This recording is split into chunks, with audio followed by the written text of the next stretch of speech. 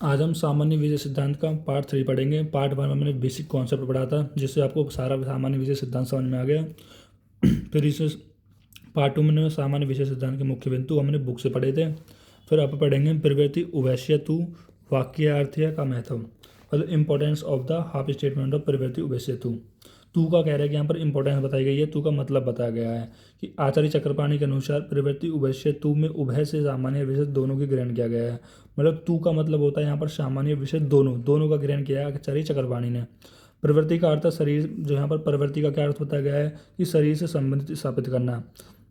मतलब देखो, प्रवृत्ति उभयस्य तू मतलब कह रहा है कि जो तू मतलब जो सामान्य और विशेष है उनका कह रहा है कि संबंध है हमारे शरीर से, मतलब सामान्य विशेष का शरीर से संबंध होना चाहिए। इसका मतलब होता है प्रवृत्ति उभयस्य तू का मतलब होता है ये कि सामान्य जो विशेष का हमारे शरीर से संबंधित होना चाहिए। जब तक द्रव्य आदि का शरीर से संबंध स्थापित नहीं होता, अर्थात जब तक व्यक्ति द्रव्यों का प्रयोग नहीं करता, तब तक वृद्धि या क्षय नहीं होता।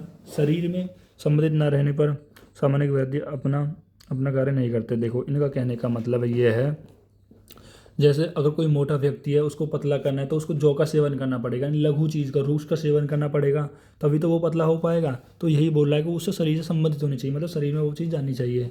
जैसे वात बढ़ रहा है तो वात के लिए आपको स्निग्ध आहार लेना चाहिए, तभी तो आपकी बॉडी में वात कम होगा। तो वही बोला, ऐसे द्रव्य जिनमें शरीर से संबंधित हो तभी वो द्रव्य या चीज़ का वृद्धि करा पाएगा, वो द्रव्य या चीज़ का हासिल करा पाएगा। पहला एग्जाम्पल ये। दूसरा है कि तू शब्द अवधारण निश्चयात्मक अर्थ में लिया गया है। सामान्य और विशेष की प्रवृत्ति एक ही साथ होती है और केवल सामान्य के ही प्रयोग से धातु की वृद्धि होकर विषमता उत्पन्न होगी। इसी तरह केवल विशेष के प्रयोग से धातु का क्षय होकर विषमता निर्माण होगी। दोनों द्रव्यों को एक साथ उपयोग से धातुओं में साम्यता उत्पन्न होगी। दोनों द्रव्यों के एक साथ उपयोग से धातु में साम्यता उपयोग। तू शब्द से केवल एक ही द्रव्य का उपयोग निषेध किया गया, अर्थात केवल सामान्य या केवल विशेष का प्रयोग नहीं करना चाहिए। देखो, यहाँ पर जो तू शब्द लिया गया है ना, तू शब्द का मतलब होता है कि हमें ना तो केवल सामान्य से चिकित्सा करनी, ना केवल विशेष से करनी, हमें दोनों से मिलाकर चिकित्सा करनी है। हमें दोनों का मिलाकर चिकित्सा करनी है, मतलब दोनों के द्रव्य है। जैसे मैं यहाँ पर आपको समझाऊँ, इस सब पूरा कहने का मतलब ये है कि अगर आपकी बॉडी में जैसे वात है, तो आपकी बॉडी में वात क्या हो रहा है कि वात बहुत ज़्यादा बढ़ रहा है और आपको वात को कम करना है। वात को कम करना है तो आपने क्या करा दिया कि आपने क्या करा दिया, स्निग्धार दे दिया। भाई आपके बॉडी में क्या करना है, वात को कम करना है, तो आपने स्निग्धार दे दिया। तो आपने स्निग्धार दे दिया, गुरु गुरु दे दिया और उष्ण दे दिया, तो वो वात क्या हो जाएगा, वात बहुत ज़्यादा कम हो जाएगा हमारे बॉडी से। भाई आपने क्या करी, आपने तो कह रहा है विशेष चिकित्सा कर दी। भाई आपने कौन सी चिकित्सा करी वात को कम करने के लिए, आपने वात को कम करने के लिए विशेष चिकित्सा कर दी। अब जैसे विशेष चिकित्सा करी तो आपकी बॉडी से क्या हुआ, केवल विशेष ही करी, तो आपकी बॉडी से आगे जाके क्या हुआ, वात बहुत ज़्यादा कम हो गया। भाई वात क्या हो गया, बहुत ज़्यादा कम हो गया, यानी वात विषम हो गया। अब वात के विषम होने की वजह से भी कोई नई व्याधि हो जाएगी, नई व्याधि उत्पन्न हो जाएगी। तो आपको ऐसा नहीं करना है। तो आपको क्या करना है, अब मान लो कह रहे हैं यहाँ पे दूसरे ऐसे द्रव्य का सेवन कर दिए, ऐसे द्रव्य भी दे दिए जो थोड़ा बहुत कफ को इंक्रीज करेगा। यानी कि जो वात और कफ है वो दोनों मेंटेन होने चाहिए, यानी सामान्य और विशेष दोनों करनी चाहिए। यानी जो वात को कम भी तो कर रहा है, लेकिन थोड़ा सा कह रहे हैं उतने लेवल पर ही कम कर रहा है जितनी ज़रूरत है, यानी मीडियम लेवल पर। आप ऐसा नहीं कर सकते कि वात को बहुत ज़्यादा घटा दो या वात को बहुत ज़्यादा बढ़ा दो, तो उनसे क्या होगी, 200 में कह रहा है कि विषमता आ जाएगी, और 200 में विषमता आने की वजह से क्या हो जाएगा, जो नई व्याधि है वो उत्पन्न हो जाएगी।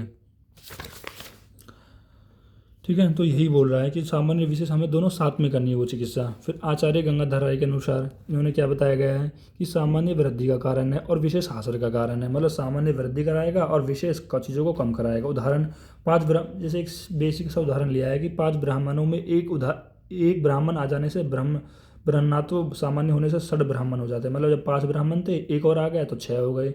अब हो कैसे गए, भाई जो 5 ब्राह्मण थे हमारे पास और एक और ब्राह्मण आ गया, तो ये ब्राह्मण भी तो इन ब्राह्मणों के जैसा था और मतलब सेम ही भाव था, सेम ही पदार्थ था, तो इसलिए सामान्य की वृद्धि करा दिया।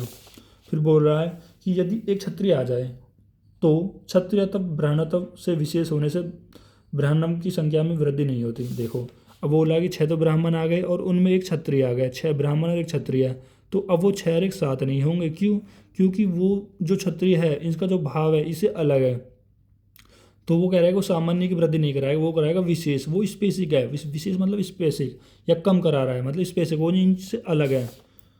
यदि एक क्षत्रिय आ जाए तो क्षत्रिय तब ब्राह्मणत्व से विशेष होने से ब्राह्मणों की संख्या में वृद्धि नहीं होगी, तो ब्राह्मणों की संख्या 6 ही रहेगी।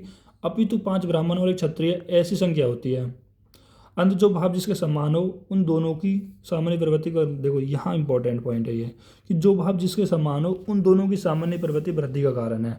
अब जो जिसके समान हो भाई, वो पहला ब्राह्मण जो 5 ब्राह्मण थे, जो छठा ब्राह्मण आया था वो भी इनके समान था तो 6 बन गए। लेकिन जो एक और आया था वो क्षत्रिय था, वो उनके 6 जो ब्राह्मण थे उन क्षत्रिय का उनको भाव सेम नहीं था तो वो 7 नहीं हुए। तो वो कह रहा है कि जो एक क्षत्रिय था वो अलग हो गया, यानी विशेष हो गया। और जो भाव जिसके विशिष्ट है उन दोनों के विशिष्ट प्रवृत्ति से हासिल का कारण है। जो विशिष्ट है मतलब स्पेसिफिक है, जो चीज़ अलग है तो वो चीज़ हासिल का कारण हो गया वो चीज़। और ये आपने पहले ही पढ़ लिया था, सर्वदा सर्वभावना भावनाम सामान्य वृद्धि कारण हास्य ऋतु विशेष प्रवृत्ति उभयसेतु, यानी कि जो सामान्य होता है वो हमेशा सभी भावों को इंक्रीज कराएगा और जो विशेष होगा वो सभी भावों को हमेशा डिक्रीज कराएगा, अगर आप उस चीज़ की प्रैक्टिस करते हो तो।